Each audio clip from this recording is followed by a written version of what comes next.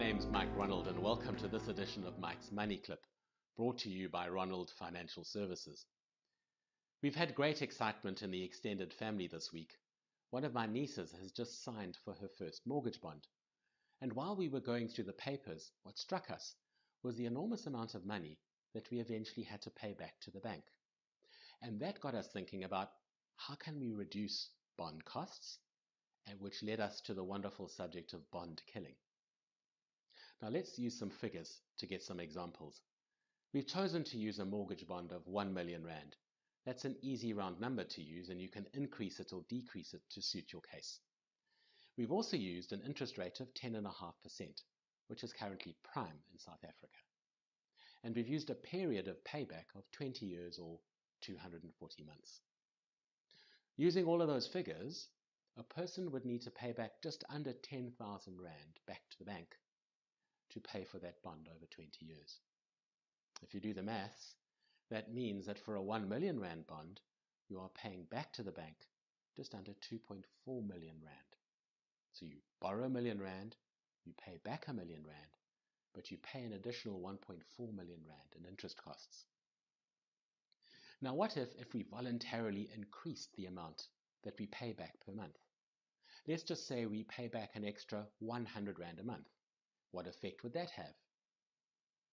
Incredibly, it takes 8 months off the life of your bond. You pay it off 8 months quicker. So if we're just chipping in 100 rand per month, which over the life of this new bond is around 23,000 rand, you have a saving of just over 53,000 rand. That's quite a payback or quite a return on an investment. So we can say that by voluntarily chipping in some more for your bond payments each month does have a significant effect on your bond. Now, others of you might say, Mike, come on, what about inflation? Inflation is very kind to investment, so why don't we just ignore fiddling with the bond and let inflation take its course?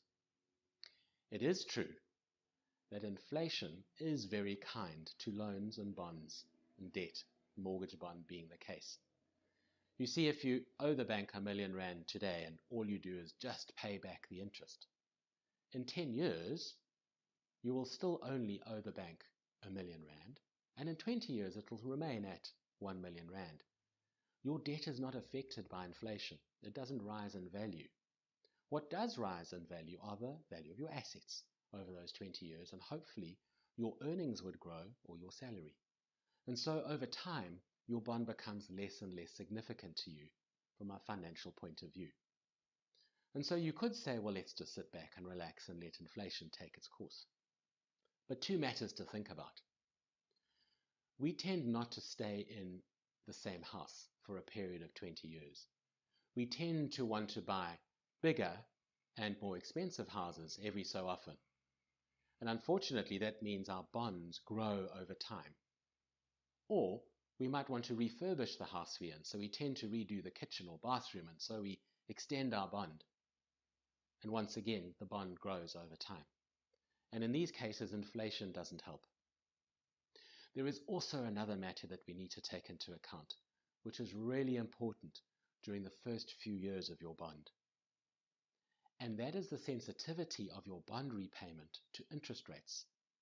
You see, most bonds that we take out are variable interest rate bonds, which means that if the interest rates in the country go up, the interest rate on your bond goes up, and if the interest rate on your bond goes up, it means that the compulsory amount that you have to pay your bank goes up.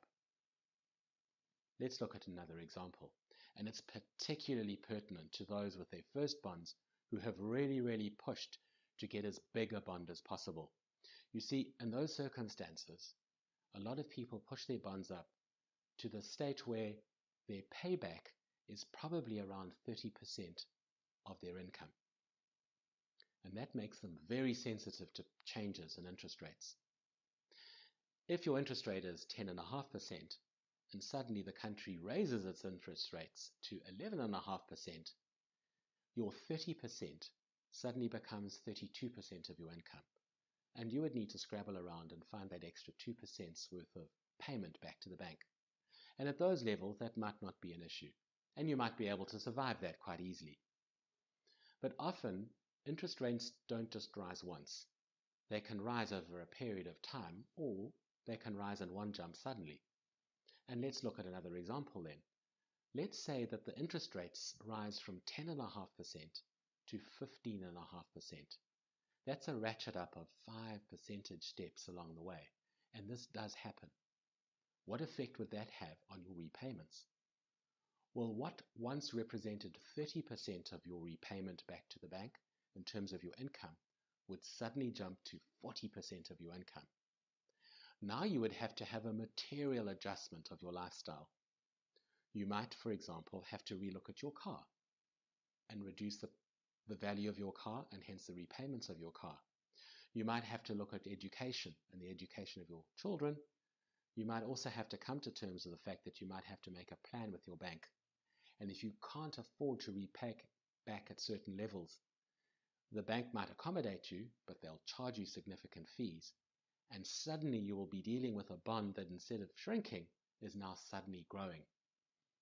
Remember the 100 Rand that we voluntarily chipped in to help reduce our bond by 8 months? Well, the reverse effect is also true. If you cannot pay back your interest payments, your bond will grow exponentially. It's negative compounding. So it's critical in the first few years of your bond to have a very keen sense of what your budget is and the sensitivity to interest rates. And what my recommendation is that you need to throw as much as possible at your bond as you can. You need to become a bond killer to reduce that bond down to safe levels so that you aren't as sensitive to interest rates as you were before. So let's just recap. Opening up a bond is exciting. It's also exciting if you can chip in a little bit more because you're going to significantly reduce the life of that bond. Yes, inflation might take care of it over the long term, but you need to be aware in the first few years of your bond just how sensitive you are to interest rate changes, and if possible, you need to reduce that bond down to safe levels as fast as possible. So, Miss Moneypenny, you need to become a bond killer. Thanks to Jules behind the camera for this. Thanks to Vanessa, my marketing guru. And once again, we hope you've enjoyed this edition of Mike's Money Clip, brought to you by Ronald Financial Services, making finance easy.